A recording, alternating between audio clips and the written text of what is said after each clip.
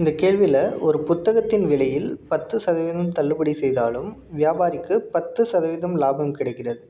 அப்புத்தகத்தின் குறித்த விலை 220 எனில் அடக்க விலை யாது அப்படின்னு கேட்குறாங்க.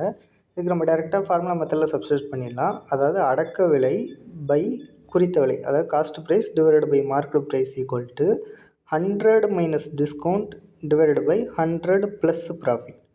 இங்கே டிஸ்கவுண்ட் எவ்வளோ கொடுத்துருக்காங்க அப்படின்னா 10% கொடுத்துருக்காங்களா, 10% தள்ளுபடி.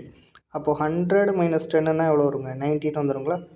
ப்ராஃபிட் எவ்வளோ கொடுத்துருக்காங்க, 10% ப்ராஃபிட் கொடுத்துருக்காங்க. அப்போ 100 ப்ளஸ் ப்ராஃபிட்டுங்கிறது 110ன்னு வந்துடுங்களா. இப்போ காஸ்ட் ப்ரைஸுக்கும் மார்க்கெட் ப்ரைஸுக்குமான ரேஷியோ நம்மளுக்கு தெரிஞ்சிருச்சு. இங்கே கொஸ்டினில் என்ன சொல்கிறாங்கன்னா குறித்த விலை, அதாவது மார்க்கெட் ப்ரைஸ் 220ன்னு சொல்கிறாங்க. நம்மக்கிட்ட 110 யூனிட் இருக்குது. அப்போ 110 யூனிட் தான் 220ன்னா ஒரு யூனிட் வந்து 2 ரூபா வருங்களா. அவங்க என்ன கேட்குறாங்க, அடக்க விலை கேட்குறாங்க, அதாவது காஸ்ட் ப்ரைஸ் கேட்குறாங்க. காஸ்ட் ப்ரைஸ் எவ்வளோ இருக்குது, 90 யூனிட். அப்போ 90 யூனிட்டோட வேல்யூ என்ன வருங்க, 90 × 2 180 ரூபா.